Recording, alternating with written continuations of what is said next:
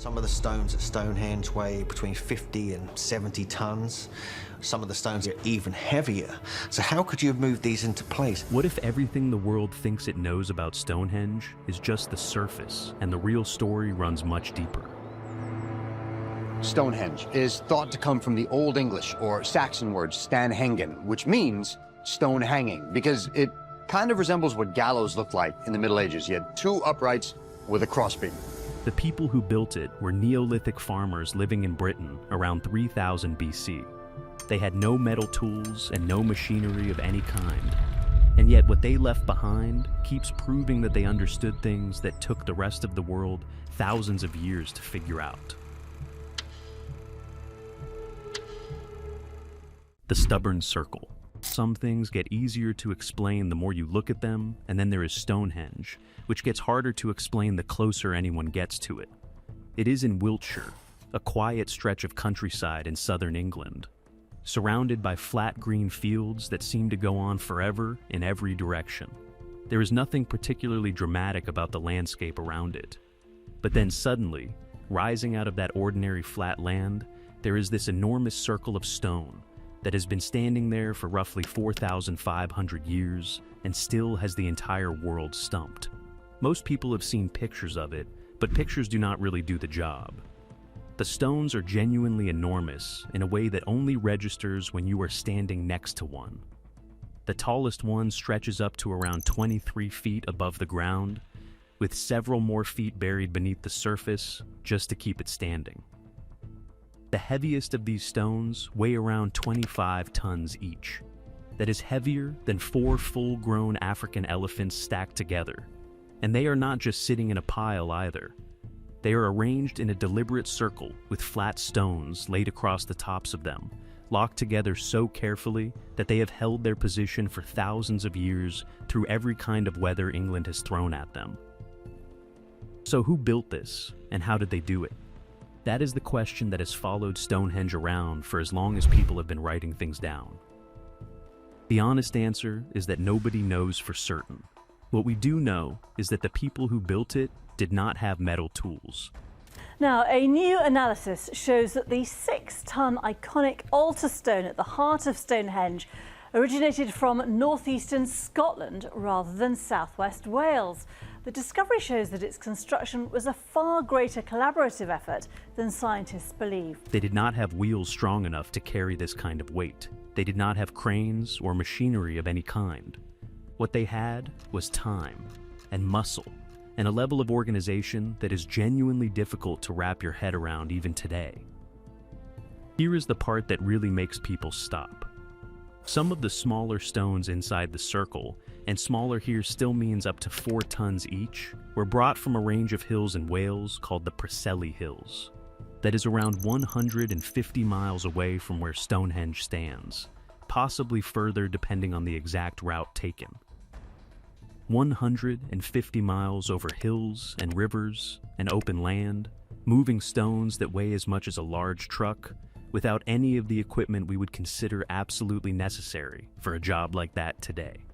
Engineers and researchers have spent decades trying to figure out exactly how it was done, and the most honest conclusion most of them land on is that it must have taken an enormous number of people working together over a very long period of time. And that raises another question worth sitting with for a moment. Why did they bother? That question does not have a clean answer yet, but as researchers have looked closer at the stones themselves, they have started to find clues that suggest the choice was not random at all. The people who built this were selecting specific stones for specific reasons, and the reasons behind those choices turn out to be far more sophisticated than anyone expected. Stonehenge was also not built all at once. It went up in stages across a period of time that stretches over more than 1,000 years. The earliest parts of the site, a circular ditch and a series of pits arranged in a ring, came first, roughly 5,000 years ago. The giant standing stones came later, and the whole project appears to have been guided by a level of planning and precision that does not match the simple story most of us were taught about who these people were and what they were capable of. For centuries, the easiest explanation was that it was a burial ground, or a place of worship. or a giant calendar built to track the seasons. And while none of those ideas are completely wrong, none of them are complete either. Because researchers using ground-penetrating radar and laser scanning across the wider landscape around Stonehenge have already found things that quietly rewrote the story once before, uncovering buried pits and features stretching far beyond the stones themselves, invisible from the surface and unknown until the technology caught up. And the first crack in the old story did not come from the giant stones at all. It came from 56 small holes in the ground that everyone had been walking past for 300 years. The forgotten holes.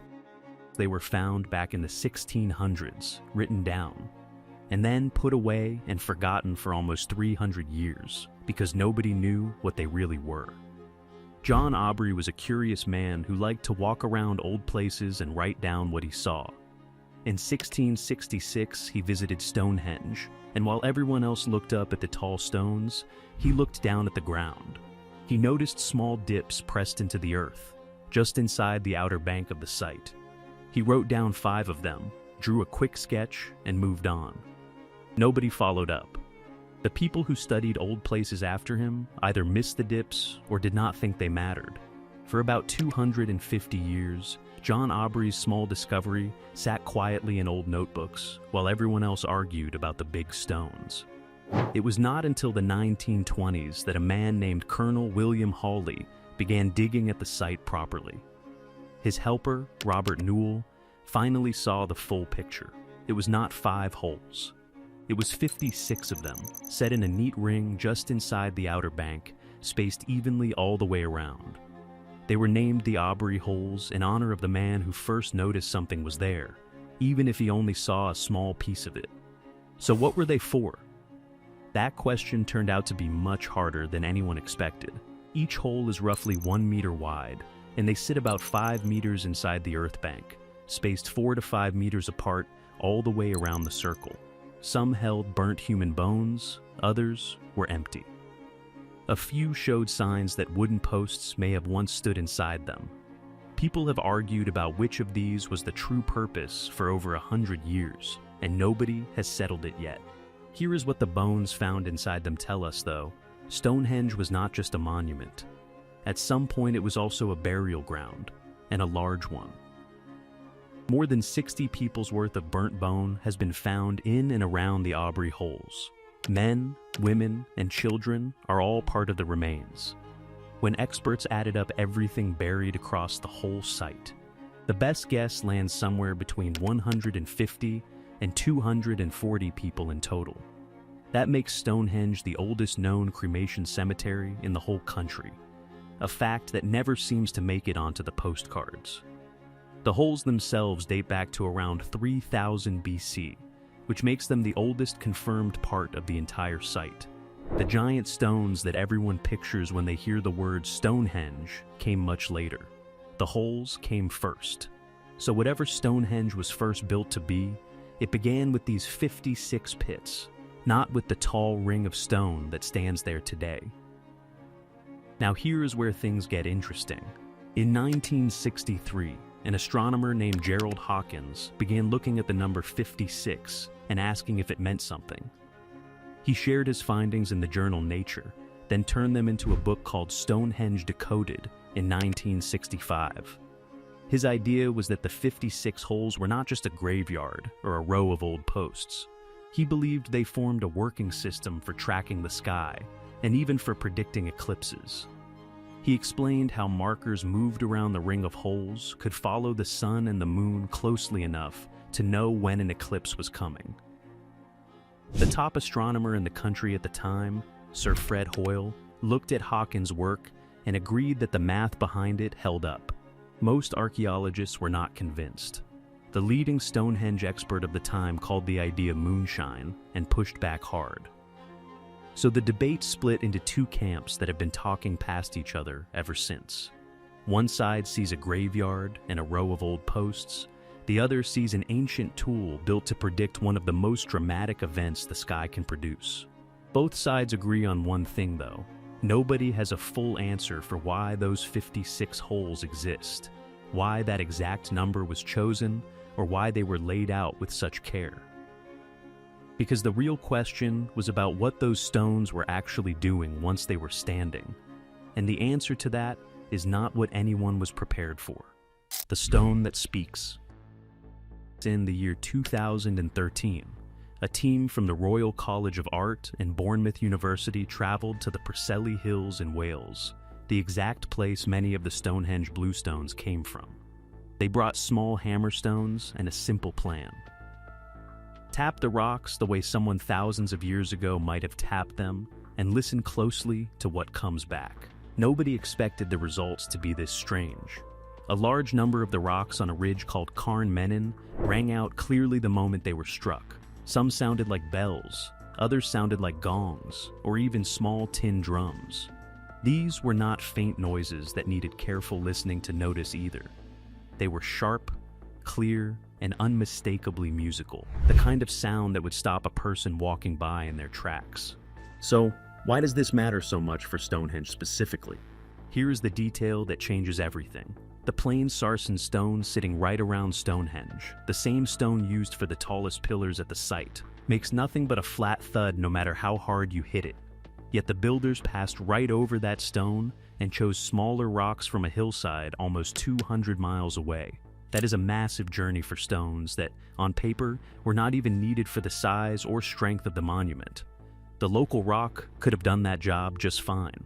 This raised an obvious question among the researchers. If the people who built Stonehenge had wandered through the Preseli Hills and stumbled across an entire landscape of stones that rang like instruments, would that not be reason enough to want a few of them close by? The team behind the study, led by researcher Paul Devereux, pointed out that ringing rocks have shown up as meaningful objects in cultures all over the world, from China to India, where certain stones were even built directly into temples because of the notes they could produce. There is another layer to this that makes it even stranger. Different spots on the very same stone can ring at completely different pitches. Strike one section, and you might hear a high metallic tone. Move a few inches over, strike again, and the tone shifts or drops entirely. That kind of variation across a single surface is rare and a little eerie once you sit with it. It raises the possibility that the builders were not simply gathering stones that happened to make noise. They may have been choosing specific stones because of exactly how they sounded when struck in particular places, the same way someone today might pick one drum over another because of its tone. Researchers also noticed something else worth pausing on.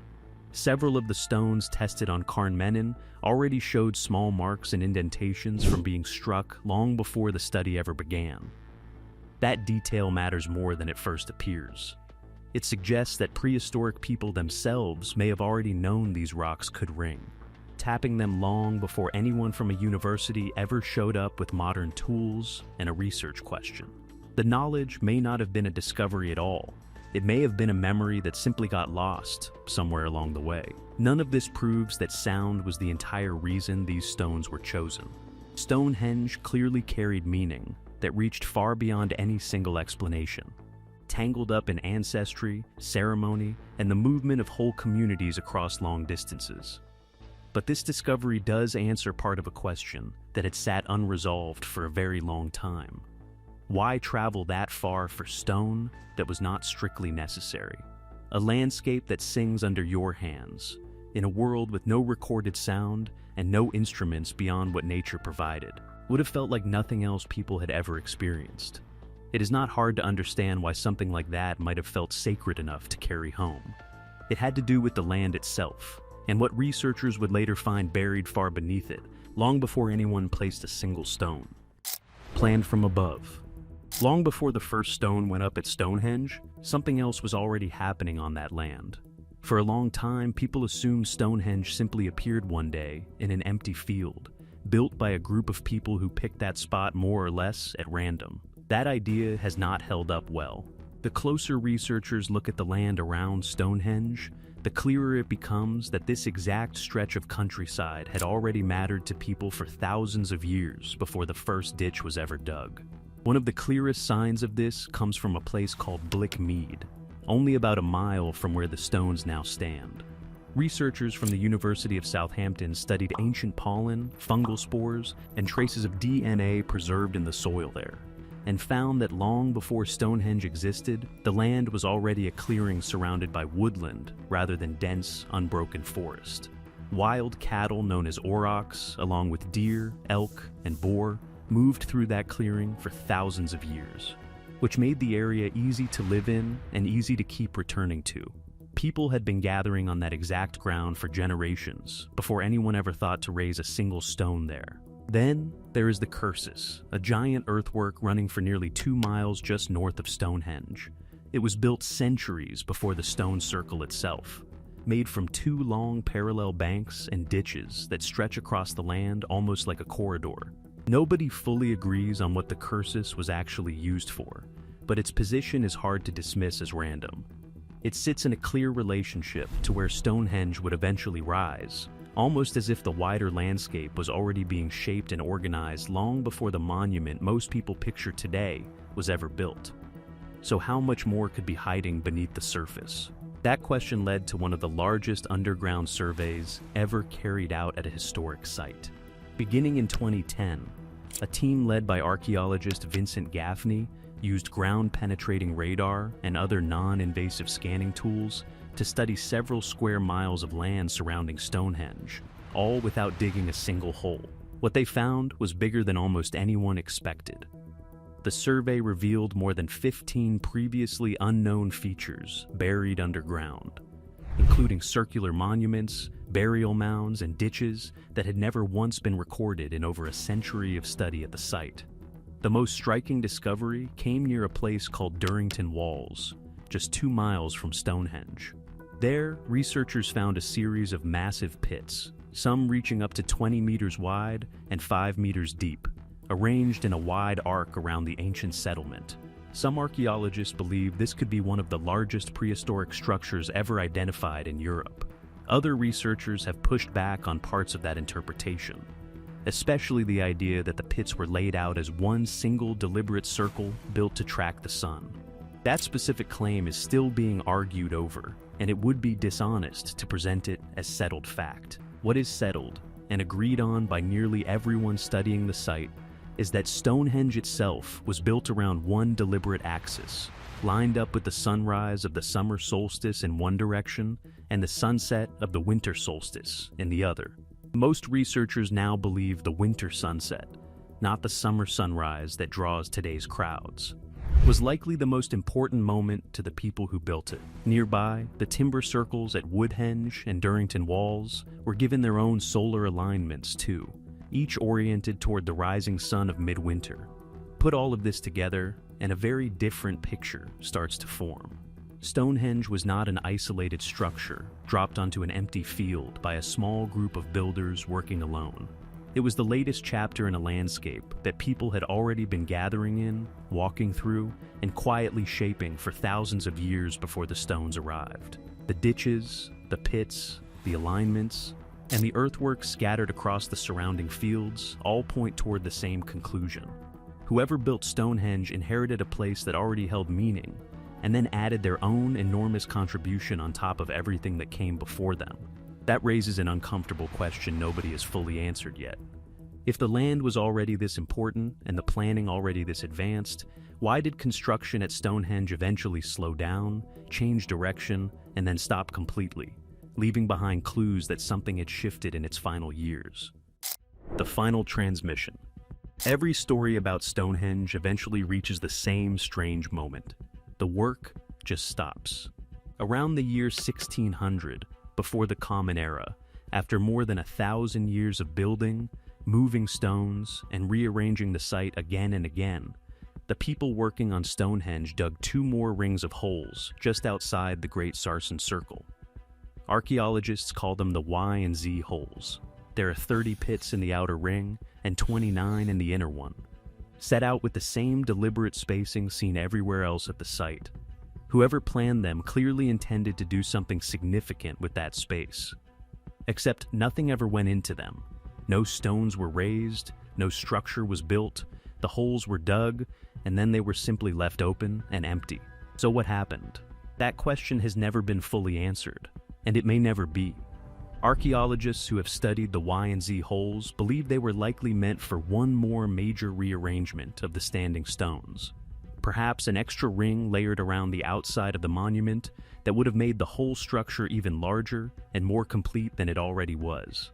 Antler tools found inside the holes have been radiocarbon, dated to around 1600 years before the Common Era, which places this attempt right at the very end of Stonehenge's active construction. After more than a millennium of effort, after moving stones across entire countries, after generations of builders who had never even met each other working toward the same evolving structure, the project simply paused mid-motion and never started again. There is something genuinely unsettling about that kind of silence. This was not a monument that crumbled from neglect or got abandoned overnight in a single dramatic event. The people who dug those final holes clearly meant to keep building. Tools were brought to the site. A plan was laid out with the same deliberate spacing used throughout the monument's history, even if the final circles came out less precise than the work that came before them. And then, for reasons nobody recorded and nobody left behind any explanation for, the work simply did not continue. Following that point, the historical trail around Stonehenge goes quiet for an extraordinarily long time. There are scattered traces of later activity, a few Roman coins, some medieval artifacts, even a burial from the Saxon period found within the monument itself, but nothing that suggests anyone picked up where the original builders left off. The site that had once required the coordinated labor of entire communities across hundreds of years was, from this point forward, simply left to stand. It would be almost 2,000 years before anyone wrote down a single word about what Stonehenge actually was. The first known written account did not appear until the 12th century, by which point the monument had already been standing silently on that field for roughly 3,000 years, its original purpose long since disconnected from anyone still alive to explain it. What is left behind is a structure that was never technically finished, built by a civilization that vanished from the historical record without telling anyone what any of it actually meant. The stones are still there. The questions, somehow, have only grown larger with time. Every new discovery about Stonehenge seems to open 3 more questions behind it. That might be exactly the point. A monument this old was never going to hand over its secrets easily, and somehow that makes it even harder to look away from. Subscribe and like if you want more strange history dug up like this.